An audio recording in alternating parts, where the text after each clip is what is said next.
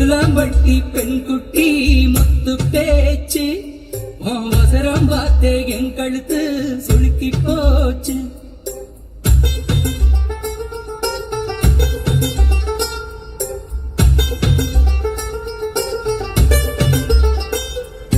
முசுலாம்பட்டி பெண்குட்டி முத்து பேச்சு அவசரம் பார்த்தே என் கழுத்து சுளுக்கி போச்சு.